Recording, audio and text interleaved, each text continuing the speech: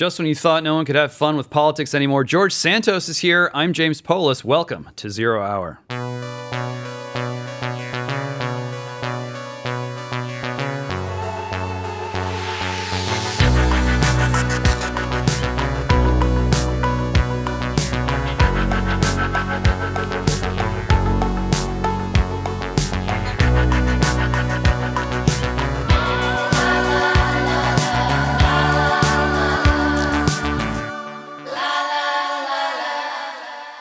George Santos was born in Queens, New York, ran for Congress, winning in 2022. He's the first openly gay Republican elected to Congress and the first Republican to be expelled. We'll get into that in due course. Welcome, George. Hey, James, how are you? I am well. You are looking tan, rested, and ready.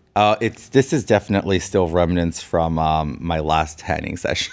Yeah. What are you ready for? What are you expecting over the next 6 months? I don't know.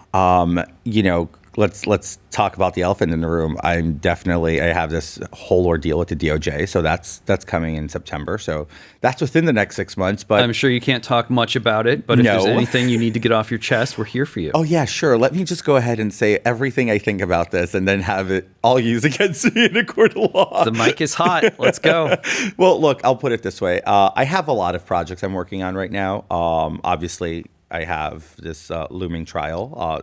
Due to start in the beginning of September, but I don't let the negatives impact the positives in my life. I just kind of roll with the punches. I take the process as it comes, and you move on. Life's too short to be doom and gloom, right? Amen to that. So yes. You're always going to get a smile on my face. What do you say to people who come at you with the doom and gloom, with it's over, it's already over, we can't make it back, America's done? What do you tell them?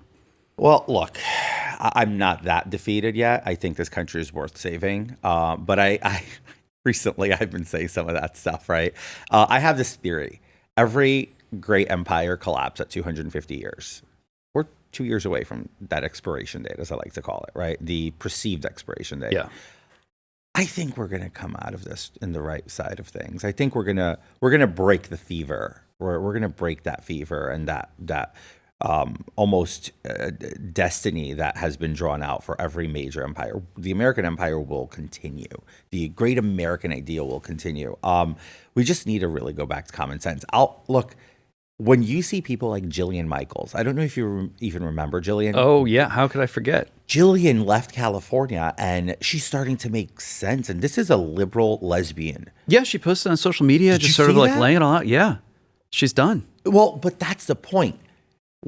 The left has gone so far, they're losing their own. I mean, they're cannibalizing each other. Look at the elections in New York right now. You have Jamal Bowman, a member of the squad, which, by the way, should have been expelled and actually received felony charges for pulling the fire alarm and obstructing an official congressional proceeding. It could still happen. You think it's going to happen? It can't happen. He pleaded out and got a sweetheart deal from the DA's office in Washington. Yeah, right? I guess that's the end of that. But that's over. He paid the fine. He paid $1,000, got a slap on the wrist, and had to write an apology letter to the Capitol Police. I mean, come on.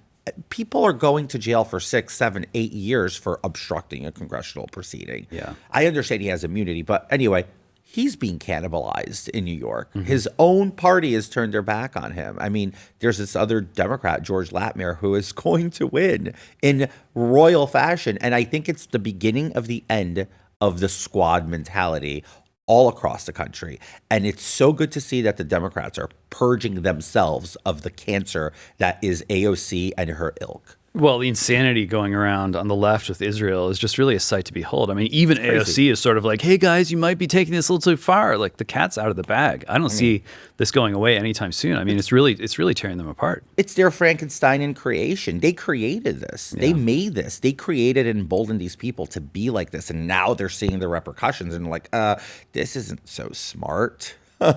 It's like they're eating themselves. So they're losing Jillian. Do you know where she's going? I have no clue, but she said she left California. So to me, that was just like huge news. Absolutely. As somebody who used to watch The Biggest Loser, I was a big fan. And even her co-star, I don't know if you're familiar with her, but Cara Castronova, super red-pilled, right? Yeah. Deep cut, but okay. Like, super red-pilled. And it's like these people who were liberal, some of them red-pilled. Like Cara's been red-pilled many years already, since 2016. But, she was an Obama lover. And she's just like, what am I doing? Yeah. But look at Jillian Michaels now, like, what are we doing? Yeah. It's like, it's amazing to watch. Well, it's tough because, if you're one of those lefties who's fleeing California, where do you go? Where are you going to be welcomed? So, I mean, nobody wants to go to Vermont, right?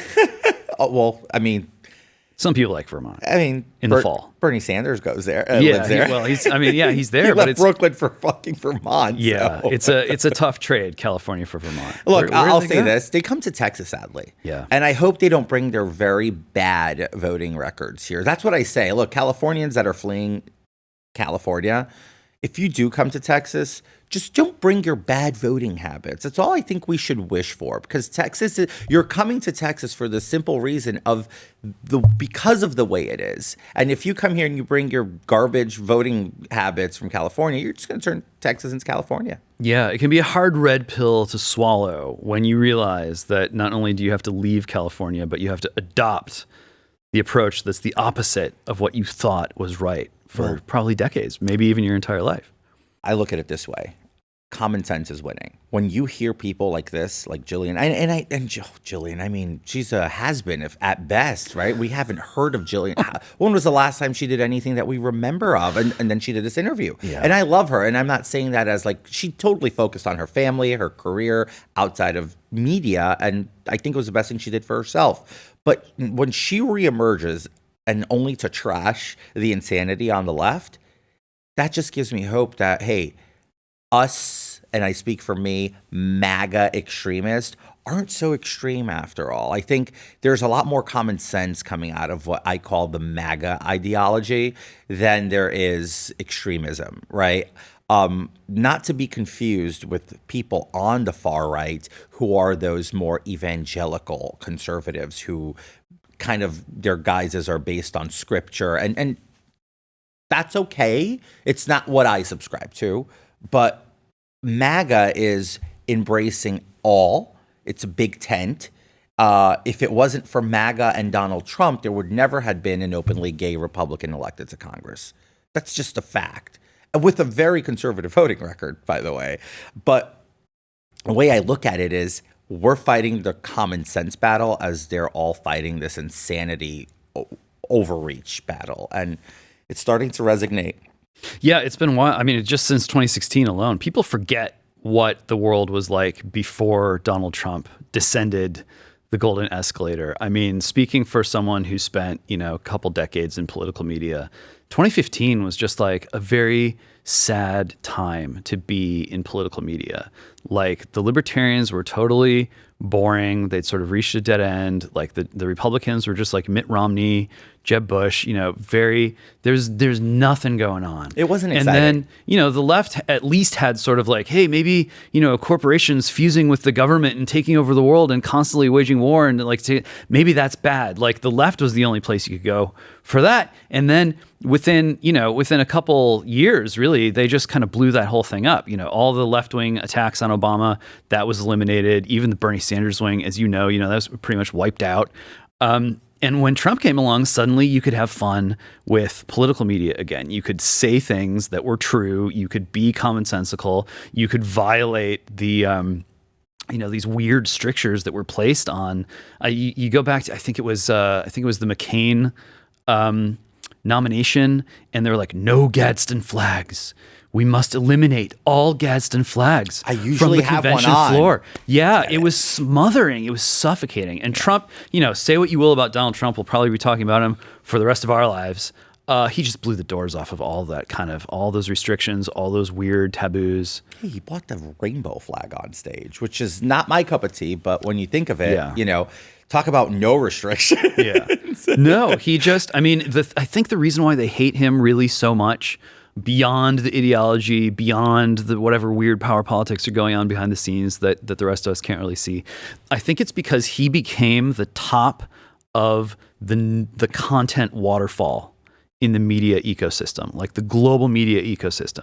They became so used to being able to say what was news, because if you can say what is news, then it's not just like causing all of that to radiate out, it's the second order effects, right? Because then you get all of the sort of news analysis people talking about it, and then you get the wave of all the commenters talking about it, and then you get everyone in the world talking about it, and you can control what everyone is thinking about, what everyone's talking about. You can set that agenda. And when Trump appeared, suddenly everything was about Trump.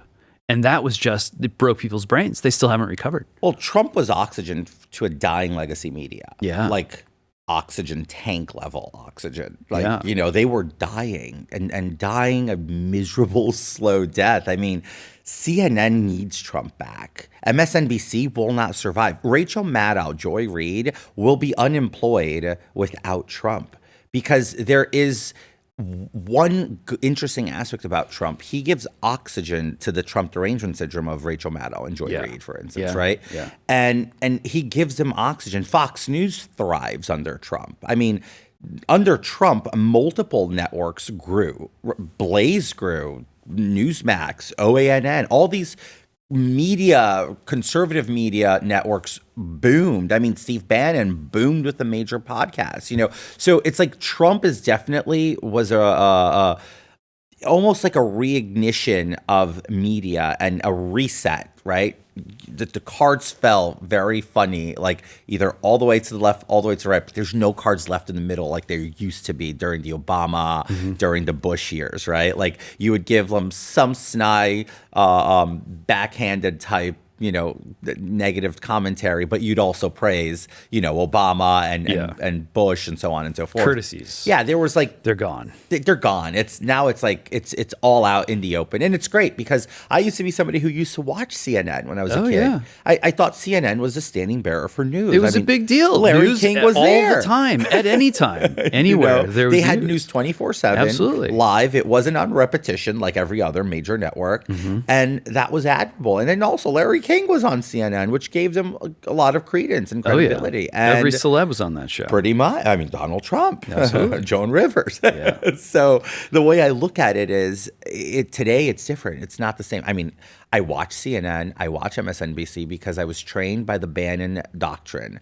Always listen to what your enemies are saying about you because they don't hide how they feel. Yeah, that's a real sacrifice, sitting down and watching. It's not those shows. easy. I mean, a lot of these people are really self-loathing people, and to see the fact that Donald Trump comes along, someone they despise, and he's the one who puts them back on life support. He's the one who gives them a second chance. It must just eat away at their hearts every single day. You know? I mean, it has to, because they're just so miserable. I mean, think about it this way, James.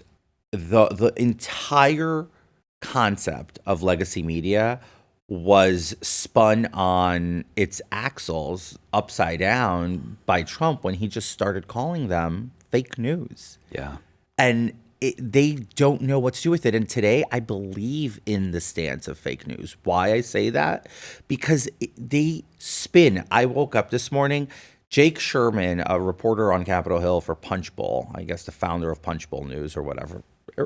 Quite frankly, I find it one of the most relevant outlets on Capitol Hill reporting because it's so seedy to Capitol Hill, right? He spun a narrative yesterday that Trump trashed Wisconsin as a garbage city, which is not true. I spoke to several of my colleagues who were inside the meeting and says he said nothing, at no point about Wisconsin or Milwaukee being a garbage city. Well, Jake Sherman ran with that on X, and now this morning it's the cover of a local Wisconsin newspaper. Yeah. What they're trying to do is discredit Trump in all the swing states that they know they can't afford to lose. And the media is helping Joe Biden by creating and fabricating these stories in order to stay relevant and try to say, look, he hates your state. Look, he hates your city. He thinks your city is garbage. It's not true. You know, but the media just can't help themselves than to slander people. It's just amazing. I mean, you know, that happened about, I think, 10 seconds after one of those pollsters came out and said that their latest model showed that Trump was going to win in like Arizona and a couple other Sunbelt states, and he was going to lose in Wisconsin and some of the other Rust Belt states. And so they're on top of it, man. They are. And that is why, I mean, the other catchphrase from Trump on the media is enemy of the people. And that made a lot of people mad. And it is, you know, it's obviously an incendiary claim. It's like, oh, "Oh, what do you mean? These are the guardians of democracy, and they're keeping us honest, and it's all about truth." And we all know that that's a lie. It's a total lie. It's a total lie. But they're not just lying. They're conditioning like the mental space that we all live in. They're choosing what it is that people pay attention to, and in some ways, that's even more powerful and can be even more invidious than just straight up lies. Corporate media is destroying this country. I've said this for a long time. You tune on to CNN and Fox at the same time, it's like you live in two alternate universes simultaneously, right? Because Fox will take one position on whatever, I don't know, let's say Biden did in Normandy, which I believe was poop himself. If it wasn't that, then I'm really concerned. And CNN will take the position, or MSNBC, that his neuropathy struck and he almost lost his bearings. Whichever one it is. And neuropathy is a pretty sad thing. It's called a suicide disease. So I try to be empathetic with it. But here's the deal. Whichever take you take, half the country is going to listen to one take, half the other. This is tearing this country apart like a piece of paper that we need to do better. I think stewards of democracy don't do that. Yeah. Well, it was interesting because right before the 2020 vote, Barack Obama sat down with Jeffrey Goldberg, a man who I've been reliably told is the sort of guy whose mom is like, why hasn't this guy become president yet? And that's the voice he hears every morning. So, total egomaniac, Jeffrey Goldberg, talking to Barack Obama. And Obama says basically, and he telegraphed this to Vox a little bit earlier to Ezra Klein. He basically said the internet is the number one threat to American democracy. And he wanted to blame the internet for doing what you're saying the corporate media is doing. Like, what a coincidence, right? That he wouldn't put the spotlight on the established media, but instead he would say, no, it's the people themselves talking to each other on the internet. Oh my God. Destroying democracy. Bill Gates, his biggest funder, he ruined politics with the internet. Yeah, right. Look, here's the deal. I have no shame in saying I went from being a member of Congress, previously a private equity professional, to becoming a professional shitposter on social media. And let me tell you something.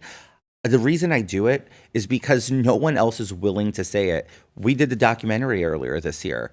Nobody's willing to say that Congress inside trades. Nobody's willing to sit here and tell you Dan Crenshaw's a dirty insider trader, that, other members of Congress like Nicole Malia stock tips or Nancy Pelosi. We all focus on Pelosi because it's easy. But there's tons of Republicans who are just as insidious as Nancy Pelosi, if not more. Yeah. Nobody has the courage to do that. It's easy to be and turn around and say, being dubbed a liar sucked for me, because the way I look at it is like, I am the most blunt person. I won't share national secrets that I've learned while in Congress under classified, briefings. However, I will tell it like it is. I have no qualms about it. And I'll bring receipts to the table to back up what I'm saying. The problem is the media already did their number on me. So you're always going to get people saying like, is he telling the truth? Is he not? But here's the one thing. I back it with receipts. So I go on social media and I shitpost all day. Have no problems doing it. And I will die doing it. Do you know why? The American people deserve to know the scumbags that are in Congress today. It's treachery what's taking place in the United States House of Representatives. Yeah, Treachery. I mean, we're definitely going to talk about the Blaze Original documentary Filthy Rich, which you were just a really fount of information that is important for people to know. But I want to linger for a minute on the shitposting.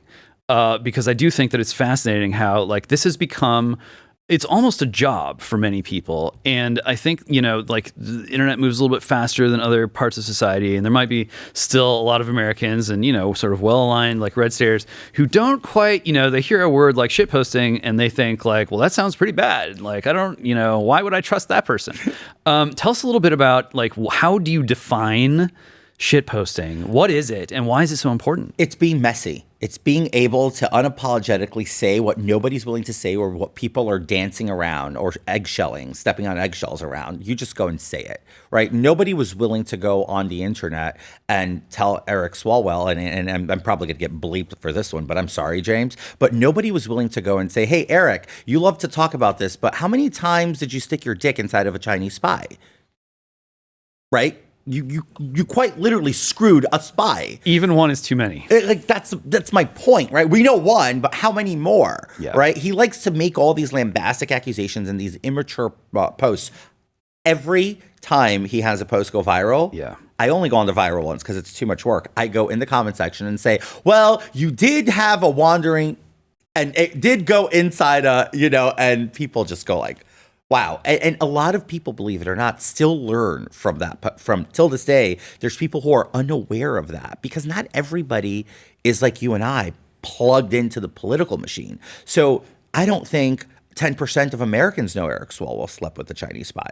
So I'm never going to stop talking about it. Or how Dan Crenshaw is more worried to how cozy he's going to be with his buddies up at Raytheon and every other military industrial complex contractor, right? This is what I'm not afraid to say. So that translates to shit posting. Why? Because I say it in the most crass, open way, simple speak, and I don't care.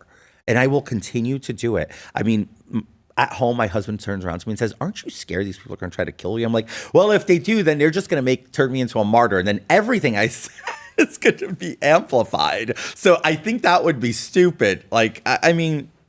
There is a lot of fear. A lot of people have a lot to say, a lot on their minds, and they do sort of look at what's going on social media, even on X, which is like you got a lot more wiggle room now than you did in the past, and they think like, just not worth it, don't want to increase my attack surface, as the InfoSec people say. They just don't want the risk. I don't care. You say you sort of, I have an opinion, and then people just blast you. And you live by done. the sword, you die by the sword. That's kind of my ideology when it comes to saying these things. I mean, look, I'm willing to say it. I'm willing to take the consequences and the heat. So let's Has go. Swalwell ever clapped back on you? No. But what is he going to say? He slept with a Chinese spy. He didn't even say like I did it. I'm proud of it. No, he's not proud of it. He wants to hide it. He wants to conceal the fact that he fucked Fang Fang. Yeah.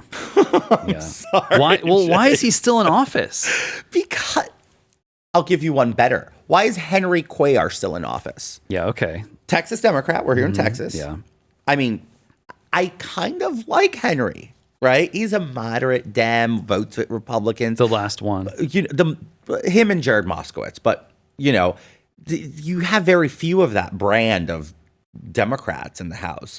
But the fact that he is not expelled, the precedent is there. They expelled me. I didn't get due process. Why are they giving due process to Henry Cuellar or even to Menendez? I mean, nobody is paying attention to Menendez's trial. It's happening right now. A jury has been set, opening arguments have been done, but the entire media is focused on Hunter and Trump. There is a sitting United States senator who still takes classified foreign affair briefings in the United States Senate in trial right now for bribery and for being a foreign agent and receiving bribes in the forms of gold bars. Gold it's crazy. Bars. I mean, when people say to me, like, what's your one regret in life? I'm like, I never accepted a bribe in gold bars. Never took a bar. Not a gold anyway. I always say that to everybody. Yeah. Because it's insane to me. Nobody's covering this. I mean, and if there is cover, it's like minimal cover. It's like a note on the chyron of every single major network. They bury Not it. even Fox is doing anything. Yeah. So it's like, look at Henry Cuellar. Why is he not expelled? Oh, he's an honorable member with great relationships and accomplishments over the course of 10 years. His indictment says he's been taking bribes from a Mexican bank and the country of Azerbaijan for the last 10 years, which means he's been corrupt since the day he got here. I think that's far more than the BS they try to pin on me. Oh, it's nuts. And Azerbaijan's like one of the worst. I mean, One of the worst countries on earth. Baku's been like a hive of scum and villainy for decades, like spy central. I mean, here this we is are the center of geopolitics. Here we are with the United States congressman taking bribes from a country like that. It's like, I mean, Well, you said it yourself. He hasn't been expelled because he's got all these great relationships. He has all these great relationships. That's all it takes. Republicans are quick to eat their own, and they live in abject fear of Democrats. Democrats don't eat their own. They didn't eat Anthony Weiner. They shilled for Anthony Weiner until the very last moment, until the pictures came out. Yeah. That's when they all started to oh, I actually see, no pun intended, the Weiner in the Anthony Weiner story. And that's when they all took a step back. But look at Anthony Weiner. He's back. He's employed by a prolific businessman in New York City, John Katzmatidis, who owns WABC, works on WABC, is an arbitrator of truth, only God knows how, but they rehab themselves like this. This is what breeds despair, I think. This is what makes people want to just check out of politics altogether, is you just can't get rid of these people. You hit them over the head with the shovel, they come crawling out of the grave, and they're scratching at your door the next morning. Political equivalent of herpes. Yeah. Yeah. What do you do? It's about suppression. Like, you really can't get rid of them, can you? You can't. The way I look at it is, we need a culture change in our nation. We need a culture change in our politics. And when I say culture change, I mean, we need people to just wake up. This is not healthy. This is not helping. This is quite un-American at this point. Yeah. It's bad. So yeah, shit posting. That's my definition for shit posting for you. It's good. And just to go back to Jillian, I mean, she's not the only kind of former celeb, former household name who has come roaring back because basically of shit posting, because of saying, I have something to say about the one thing that's on everybody's mind. Pretty much. It's like when I did the Z-Way podcast, everybody's like, why would you do it? I'm like, why not? It's like, it's opening myself to Gen Z. I want to communicate with Gen Z. Do you know why? Gen Z needs to see people like me, who think like me, who look like me, who have the same back. I am a gay man who is vehemently conservative. I vehemently reject, liberalism, right? And I love being a staunch conservative and putting myself up in front of Gen Zers, because then they're exposed to it, right? And she tried to give me a clapback. How do we make you go away? I'm like, you can't, because you're desperate for the content. And she wasn't ready for that. It's like you want me to go away, but you can't make me go away, Z-Way, because you need me to stay relevant, because she lost her show at Showtime and got relegated to a podcast. But guess what? I gave her a lot of oxygen this January. Tons of oxygen. What do you think about Gen Z? Do you have hope for them? Do you like the vibe? I love Gen Z. Gen Z will be the greatest generation, because here's what the trends are showing. Right now, they're very young. There's only a very small part of them who are even legal of age to vote. They will change drastically the moment they start becoming taxpayers. So I believe Gen Z is going to be the largest red pill generation in a long time. And the reason being is politicians have relegated them to enormous debt. And that's the legacy of politicians to Gen Zers is 30 somewhat trillion dollars in debt, which means they can't buy a house, they can't build families, they can't do pretty much anything. Inflation affects everything they do. If you go buy a house today, you're looking at like 9-10%. If depending on some crazy loans, 12. Yeah. I mean, we're handing them off a country in absolute chaos and ruins. They will see that for what it is. And the moment they realize that there is a better way, Gen Z is the saving grace of our nation. And they've got the millennials right there above them as a sort of billboard advertising, like, this is going to happen to you unless you take control. I mean, it's really sad. It's been so terrible to see what's happened to the millennials. They just got sold. They bought it hook, line, and sinker, and they're paying for it still to this day. As a millennial, I can say I was sold down a river by politicians. Yeah. Like, every millennial feels that way. I mean, you see the tears on TikTok or whatever every day. It's like, I did everything right, and now it's like $30 for a bag of Cheetos, and like, how am I supposed to live? Crazy. And the answer is like, look, I'm in New York City, right? I'm in the belly of the beast. A lot of people argue, like, why are you still there? I'm like, I'm gonna die in New York. I love New York. That's why. It's like, I'm gonna die here. I'm not leaving. I grew up in a Republican New York, and a lot of people really ask me, like, what do you mean a Republican New York? I'm like, New York was Republican until 2013. Yeah. The city, we had a Republican mayor until 2013. 20 consecutive years of Republican leadership, and the city did well. I think Bloomberg's third term overstayed his welcome, and for him not lining up a successor, that's how we ended up with Bill de Blasio. Yeah. Right? It was like the war on big gulps gave us Bill de Blasio. Bloomberg overreached with the insanity on smoking. And look, I hate cigarettes. So I kind of subscribe to that ideology of the smokeless environment. But I think when you encroach on that level of freedom, like, there's no smoke streets in New York City. Like, there's blocks upon blocks of, like, where they removed the traffic. Like, Times Square is a smoke-free environment, although it smells of weed. Yeah, well, so wait a minute. I think you're the only, like, right-winger in New York who's against cigarettes. I'm totally against cigarettes. Yeah. Are you against nicotine? I'm big on fighting tobacco nicotine as an industry. Wow. They're killing our country. What about the pouches? What about the Zyn? I'm just not a fan. Nicotine we don't need it. I'm big on anything we don't need, anything that there's a lobby and that requires advertising for, that means we don't need it. Yeah, because the Zoomers tell me that this is how they lock in. Like, this is how they get dialed in. It's just like the nicotine. Unfortunately, yeah. It's again, and both my parents are smokers. My younger sister, smoker. Yeah. Even my half-sister, smoker. Everybody in my family smokes. I am like the odd man out. Never put a cigarette in my mouth, never smoked weed. Don't like it. Don't think it's necessary. And quite frankly, I think the human race would benefit from like the annihilation of all of it. But again, I believe in your individual freedom. The cultural scissor right now is like the nicotine bros versus the potheads. Yeah, and they're like, no, like you look at like like a NASA or whatever, and it's all these like engineers are like totally dialed in, just like chain smoking and sending people into space. Yeah.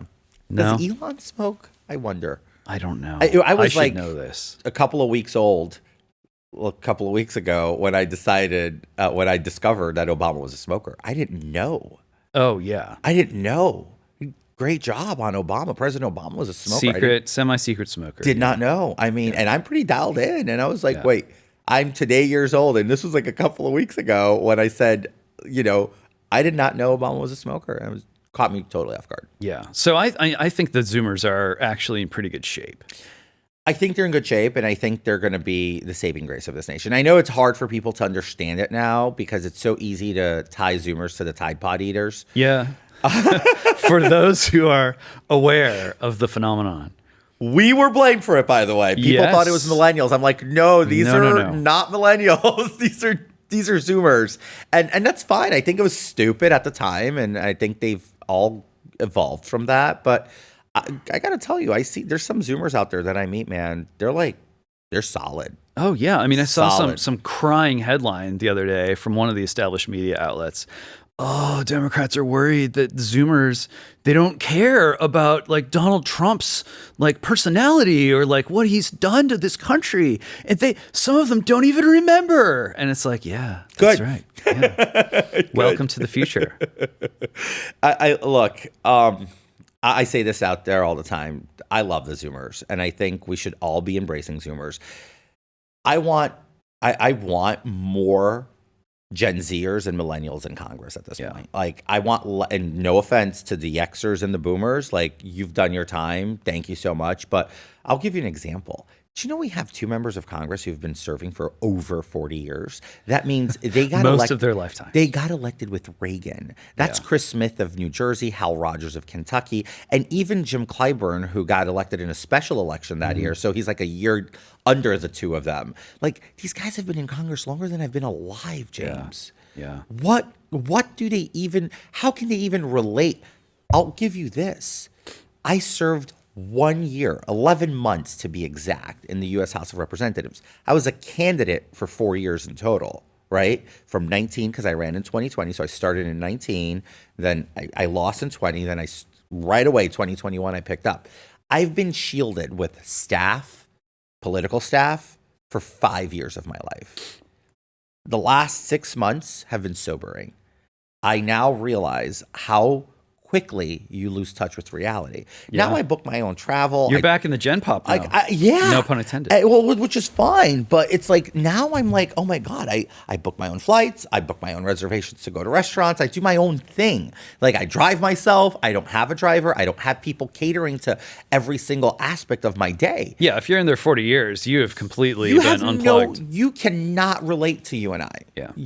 A person like that cannot relate to us. It's impossible. And I was in it for a very small period of time. Well, take a look at AOC. I mean, maybe she was kind of groomed for the role or whatever, but it was still a big deal when sort of like a young girls, me to run. Young girls in Congress, right? And there's like you and like Matt Gaetz, and it's a few people in Congress who are seen as young, and these days it's kind of a double. I'm young. Gaetz ain't young. I mean, it's kind of a double-edged sword where it's like if you're under 50 today, it counts as being young, right? 40 is a new 30, right? Yeah. So all the 40-year-olds in Congress are trying to pocket watch her as young well, bucks. it's good news, bad news. Like the good news is you're still young. The bad news is 5 years you're going to be old anyway. But it's only a matter of time before we start getting 20-somethings coming into Congress, coming into state legislatures, young, handsome, attractive, tall, maybe working out since they were 13 years old. Yeah, they're not tall. I mean, hey. And I'm not trying to make fun of his disability, but I mean, Madison Cawthorn, super young. You have Maxwell Frost out of Orlando. He's 25 years old. He's a complete socialist, but I'd rather have. Here's what I've always said, and I think I said this to you before. Here's why I respect AOC. I respect her because she's not corrupt. Mm-hmm. She believes in her BS. But she's not corruptible. Lobbyists and PACs and special interest groups can't corrupt that woman. And that's admirable for Washington, D.C. It's a low bar, but yes. It's admirable, though, right? So I respect the fact that she's not corruptible. I disagree with everything she says. But you're never going to hear me screaming, AOC is corrupt, because she is not. She's not. Now, Ilhan Omar is a different story, but she is not corrupt, AOC. Let's talk about Ilhan Omar. Oh, God. Where do I start? I mean, it's really bad. Dude, she hexed me. Did she? I think so. How? When I voted to remove her from the Foreign Affairs Committee, after the vote, we crossed paths in the Cannon Tunnel she was coming from the House floor. I was going back to the House floor to do a floor speech. And this woman gave me a look. And I was with my operations director, Vish Burrow, which I think everybody knows who Vish is because of Bannon, Gaetz, and Santos. That's his resume. Yeah. So, one more horseman and have the full set. So we're walking. She looked at me, and I looked at Vish. I'm like, I think I just got hexed. He's like, that was the pure look of evil. Like, did horrible things start happening to you? I mean, horrible things were already happening to me, but it just got worse. Right. Yeah, it started getting worse. But yeah, no, she's just not a nice person. She's just, I don't know, man. People like her should not be able to serve in our country. She does not like the U.S. She has made that very clear. Her and Rashida Tlaib do not like this country. They make it clear and out in the open when they scream. People go to their rallies and scream death to America. They don't push back. Yeah. Like, if you come into a room that I'm saying and you push death to America out of your mouth, I'm going to make you swallow those words. I will take my microphone and beat the words back inside of you. They just go right by it. They don't push back. You push back when somebody screams death to America. Yeah, I don't care if you created the Frankenstein's monster, you got to kill the monster. Frankenstein agrees, by the way. Dr. Frankenstein agrees. I agree. Yeah. I totally agree. Yeah. All right, so let's talk a little bit about the corruption, the bigger picture. So we covered this to a degree. There's only so much we could get into for the doc, Filthy Rich. You told a few tales. What did we leave on the table? Just how staggering is the corruption, not just with the financial stuff, but beyond that. Look, I spoke about this, and I'm going to continue to speak about this. Some of these people are my friends. And it hurts me to have to say this, but it's out in the open. It's public record. I'll give you an example. We're here in Texas. I'll start in Texas. Pat Fallon, congressman here in Texas. Great guy. Don't get me wrong. Great relationships. Great guy. Very fun guy. Very nice guy. Very charismatic. He violated the Stock Act as a freshman dozens of times to the tune of $15 million worth of trades that did not reported for months on end. Simultaneously, in that same gambit, Congressman Tom Suozzi, who is my predecessor and now is my successor, right? So I kind of go in between there for the year, violated the Stock Act 300 times in the same time period. It's like almost every day. It's essentially every single trade he did for like 2 years, right? When you look at that opens window for what? For speculation of why. Was it really the error? The thing is, they get slapped on the wrist. The ethics committee does not do their job. I've said this again and I'll repeat it. Michael Guest does not reinforce the penalties. Michael Guest weaponized this committee, and Susan Wild, when she was in the ethics committee chair, weaponized the committee to attack members, not to enforce ethics.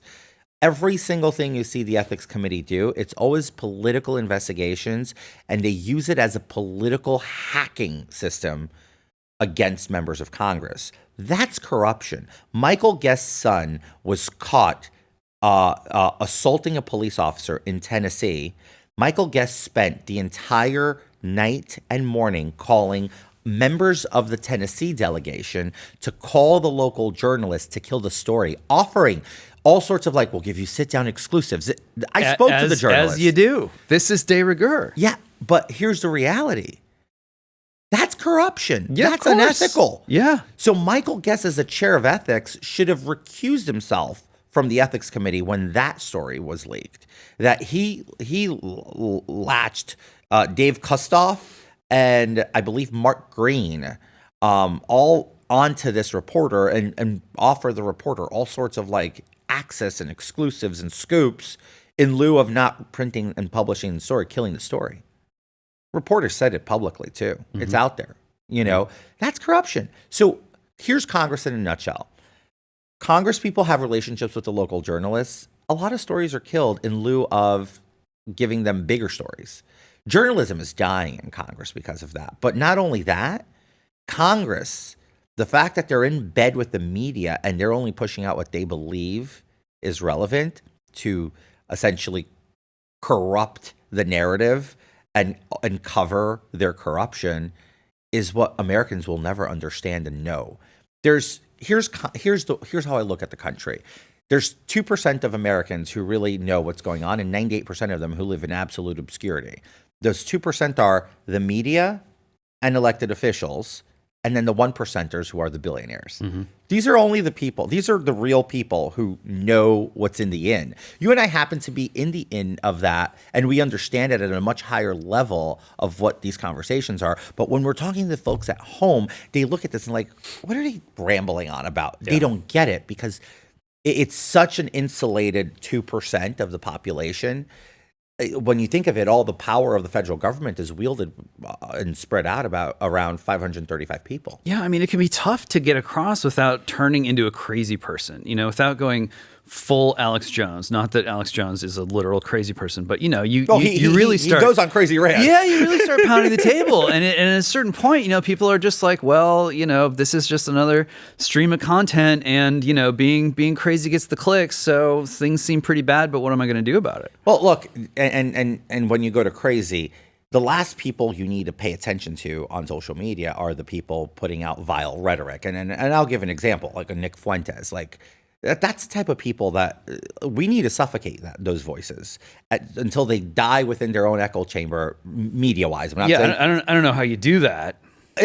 I've taken Nick to task recently. I've been taking him to task for the last couple of months. Easier to slap around than to choke out. Yeah, I mean, sure, it's fine. I'll slap him around. Yeah. It's fine. I mean, look, he got slapped around by a gay man. How embarrassing is that to him, right? Based on his ideology, which is very hateful. Based on his ideology. Yeah. Yes. So what my point here is simple. Going back to corruption in Congress, outside of trading. Here's a little thing I'm going to say. I'm a big Zionist. I'm very pro-Israel. But then there's the organization AIPAC. AIPAC gets a lot of heat. A lot of people say AIPAC has the buddy system. I mean, look, I love Massey, but Massey's interview on Tucker was a pile of garbage when he was saying, I'm the only member of Congress who doesn't have a AIPAC person. And then they're trying to allude it to being a buddy system network that AIPAC has and that it's a FARA infringement. Every PAC does that. Every lobbyist group does that. Everybody has the point of contact activist in district who, courts the congressperson. Yeah. Massey doesn't have an AIPAC person because Massey has made it very clear he's not interested. Mm-hmm. Now, all the hate and vitriol against AIPAC is unjust because if you're looking at AIPAC and you're not looking at other PACs like the Pfizer PAC or the Bank of America PAC or all the corporates PAC that are out there that are also influencing Congress in policy that is creating loopholes and lots of people are getting rich, is undermining the thing, but it's so easy to go be anti-Semitic and attack AIPAC, all because they lobby for fair treatment of Jews in the United States. That's essentially what they do, right? Yes, they support Israel and they want the U.S. to continue to support Israel, but their entire MO these days is advocating for, safety and protections for Jewish people in the United States with this rise of anti-Semitism.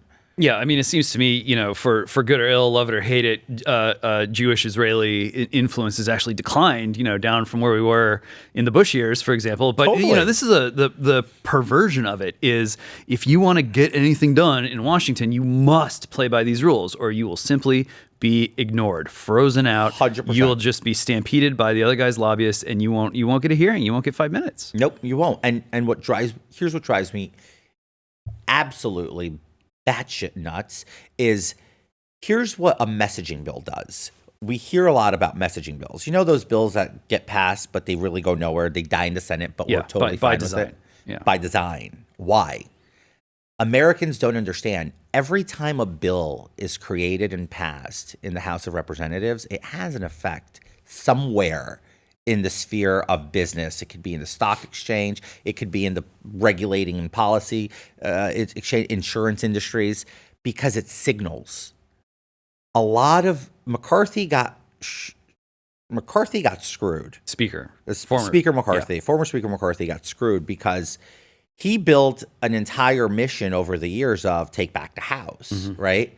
And when he finally took back the House, it was with a lot of help, a lot of these organizations and institutions and their PACs. Yeah. What happens is now it's kind of like, all right, we scratched your back. It's time to scratch our back. Of course. And he couldn't get that done. And unfortunately, just because he lacked the support, or well, no, not because he had a very tight majority. Like people like me, I voted against the debt ceiling suspension, and I wasn't easy. Yeah. If I tell you how hounded I was that day, I'm sure. I walked onto the floor vote. Everybody knew I was going to vote against it because that was a campaign promise I wasn't about to break. I walked in. I literally walked in through the Dem side, so they didn't see me. Voted and ran home. There was another 2 votes after that they always do that to keep you on the floor. I purposely, one was on Israel, one was on a suspension. I literally did not vote on those 2 bills because I knew if had I stayed on the floor, I would have been bullied into submission. They would have probably taken the card out of my hand and changed my vote. I literally walked in, voted, left. My staff blew up. People left the House floor. Members went to my office to find me. Like they were literally torches and pitchforks rummaging through my office. Like, where is he? Where is he? I turned off my phone and I told my chief of staff, Charlie, I'm putting my phone on airplane mode. I'm not changing my vote. And I went home.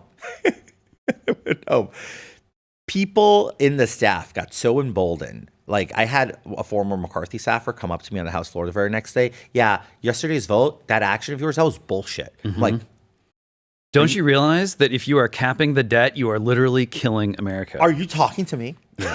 I was like, that was like my reaction. Like, you're a staffer. Like, how dare you? Like know your place. Like, but that's how emboldened they are because those favors are not getting paid back, and it hurts the speaker. Yeah. I love or hate him. I love McCarthy for the sense that he is one of the most charismatic people that I've ever met in politics.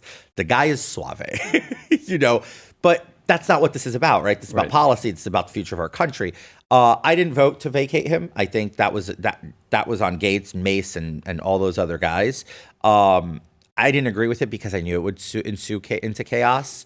I just thought we would just have to hold a line and just double down. The problem is the uniparty. Yeah. The uniparty always rescues the uniparty. We've seen it now. I mean, the uniparty just rescued Mike Johnson, which I'm fond of Mike Johnson. He's a very honorable man. I disagree with a lot of what he's doing policy-wise. I mean, I'd be a problem if I were still there because I'd be voting against a lot of it, right?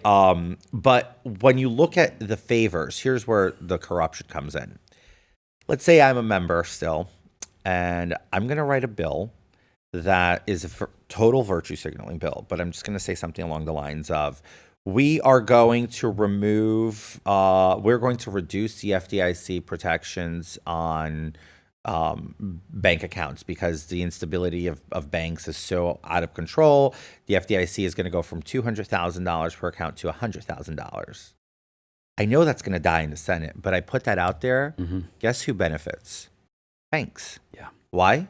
They get to jack up their insurance, their fees based on now their exposure. Right. So their fees go up and they make a shit ton of money on a bill that's never going to happen. But that is the preface and the antithesis of how they'll phrase it. Like, due to ongoing legislation, we have taken steps to protect the institution. We are going to jack up your monthly fees by $1. and they make billions of dollars. Yep. And those are the types of favors that members of Congress do. And now, guess what Congress people do? When they do that, they also go and hedge on their messaging bills on the market. Right. They know how the market's going to rally based on the bill.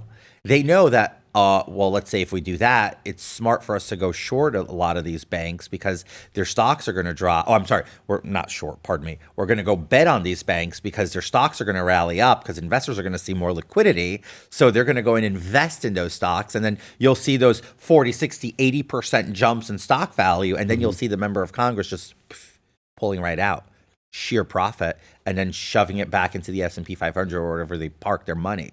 That's corruption. That's literally not only insider trading, that's market manipulation. Well, and to me, this is sort of like, this is like Soros mindset. I mean, this is the guy who sort of created the idea that like the way to get rich in this world is to create this kind of recursive feedback loop where, the things that you do impact other things that then allow you to do things. This is how he sort of destroyed the British pound in a weekend. It's dirty. It's corrupt. It's chaos. And now it seems to be our form of government. Our form of government is simple. Members of Congress influence the market. They bet on the market, and which essentially is insider trading because the CHIPS Act revealed that for Pelosi. Paul Pelosi made so much money on the CHIPS Act. I mean, it was millions of dollars on one trade. Why? Because Paul Pelosi's wife happened to be the speaker, and that is the most expensive pillow talk in America.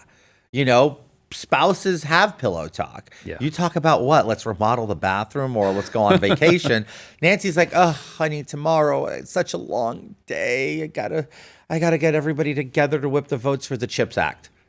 Oh, you don't say. The CHIPS Act, darling. Wakes up, makes massive trades, and then the CHIPS Act passes. And it's going to go straight through the Senate because both chambers are controlled by Democrats. So it's like, that's immoral. Yeah, it's immoral. Well, look, I mean, we've gone over this, with Congress, and this is an institution that's delegated so much of its constitutional authority away to the executive agencies. What do they spend all their time doing? It's not just the self-dealing. It's not just the corruption. It is becoming a form of government, replacing what Americans would think of as legislation in the good old-fashioned sense. This is a constitutional crisis. It's a constitutional crisis if you allow it to become a constitutional crisis, right? Because the moment you say it's a constitutional crisis, guess who gets to also call it a constitutional crisis? The people who want to rewrite the Constitution. Yeah. So the way I look at this is simple. We have today a misalignment of responsibilities by the three branches of government. We have the executive, who is overreaching and encroaching into the legislative. And it's time the legislative branch push back hard and reclaim your powers. War declarations, all sorts of different responsibilities from the legislative that has been hijacked since the Bush years. Mm-hmm. That's when it really started, right? They kind of just gave him a free pass. He was retaliating for 9/11. I get it. That had to be reined in after that, right? Like, that's why also Bush went too far. That was really the beginning. Patriot Act is the single most harmful piece of legislation in modern U.S. history to be written into law, signed into law. It allowed, quite frankly, the spying of American citizens, and it took away so much rights from us as Americans. Yeah, you get the spying, you get the secret court. It was really all in there. It's crazy. It's just absolutely crazy. Okay, so don't let the other guys know that it's a constitutional crisis. There's still some things that we can do. I mean, this is the issue that I've always had with the Convention of the States idea. Some folks out there are like, look, it's obviously not working. We need to follow constitutional procedure to make the Constitution right, get the states together and hammer something new out. I'm a little worried that once you open that Pandora's box, you can just kiss America as goodbye. Totally against the Constitutional Convention. I don't think we're in the right mindset in this country today to do a Constitutional Convention, because when you look at it, we're 2 years away from the expected expiration date of our empire. So let's sort of say, right? The Romans collapsed in 250 years, the Ottoman, and so on and so forth, right? When you look at the U.S., we're 248 years old. Yeah. This is not the time to go, quite frankly, and I'm sorry for the language, but fuck around and find out. Yeah. It's not. Because this is when you open Pandora's box and you're going to lose rights. It doesn't matter whether you're a proponent of the left or the right. We all lose when we're dwelling from the opposite ends of the spectrum. In order to do a constitutional convention, this country's politics have to be shifted way more to the center, like our founding fathers were, and be able to compromise and respect and concede to one another, as you read in the Federalist Papers, one conceding to another when they, one raising a point and the other one playing devil's advocate, to only see the other one, yes, I concede that your point, you are absolutely right. This opens, so we're not there. We're absolutely not there. We're shouting at each other from opposite ends of the spectrum when we should be really trying to talk in the center outwards. Because in Congress, I hate to say this, on fiscal issues, we will all agree at about 60% of every fiscal issue. The issue is Democrats want to spend on all these crazy vote acquisition projects, which is entitlements, and we don't. We want to create opportunity for the American dream, right? Earn those rights, earn those benefits. So that's the issue we have. But on fiscal issues, everything else kind of we agree on 60%. Like it's not going to change. Yeah. Well, you look at that quadrant sort of vote map that was circulating around for, I guess it was a couple of years ago, and still kind of going around because it's still relevant, which is where were all the Trump voters clustered on the sort of political axis. And it was people who were not neolibs, but they were not neocons either. And there is this kind of like new kind of purpley thing that is starting to form. I mean, you look at who's starting to come around and support Trump now. It's like Wall Street guys and tech guys are starting to go, hey, wait a minute, but also like Black dudes, Latino dudes also going like, hey, wait a minute. And it does seem like there is some new center that is trying to form, right? Yeah, there was an interesting article this morning that I read on Semaphore, newer outlet run by Ben Smith, former BuzzFeed guy. I mean, for what it's worth, yeah. For what it's worth. Yeah. But the article depicts the Trump's engagement in the Black community and how he's really pretty much diving into these big household names of the 80s and 90s with these Black sportsmen and fighters. Look, dude, Mike Tyson is quoted in there saying, Donald Trump's my N-word. That one I won't say. I was going to say probably not going to use that particular word on this on this August broadcast, but it's getting thrown around a lot, and it's being used in a sort of it's just got some cultural currency that it didn't used to have, and it's been very interesting to see younger people, Zoomers. I mean, Donald Trump just did a TikTok with Logan Paul. Like there is what like was this that? big. There's Logan Paul. Things are changing. Are you kidding? I mean, first of all, I would have never thought he would even slightly lean conservative. Yeah. And the fact that he does, but that's the thing. Those older millennial YouTubers, I've started to learn, they're all very conservative leaning. Yeah. And these are some of the guys shaping the ideas and minds of Gen Z. Right. That's why I say there's hope for Gen Z. I mean, rumors out there arise that Mr. Beast himself is conservative leaning. I don't know if that's true or not. But, if that's true, he is probably one of the greatest YouTubers of my lifetime. Yeah. Right? Like, I follow everything. I think he's absolutely hilarious. Like, traps himself in a coffin underground, traps people in a warehouse for a month, gives them money. It's like, it's amazing. And his entrepreneurial spirit. But if it's true that he does lean conservative, granted he's in North Carolina, that's very possible, his mindset and influence is going to go and reach beyond what his pranks and crazy game show type extreme stuff he does today, right? Logan Paul, same thing. He was a prankster turned boxer. Yeah. I mean, I was ready for that fight. I was going to be here for the fight on the 20th. Oh, were you? Well, and just watching how Trump interacts with him, I mean, he's clearly having a great time. Oh, yeah. And, amazing. I'm not saying turn into an idiot, and upload yourself into social media and hope for the best. But, like, look, these or guys. Or do that. Well, I think we've already tried to do that. These guys are not looking to Edmund Burke for answers to our current predicament. They're looking at guys like Donald Trump. Yep. I think Trump brings to the table, and I know it's not a breath of fresh air, but it's a breath of like realism. Mm-hmm. Trump's a simple speak guy. He's from Queens, just like I am in New York, right? Yeah. We're simple speak people. Like he talks like 80% of this country speaks. He refuses to address the highbrow crowd of America, which is, in my opinion, what matters.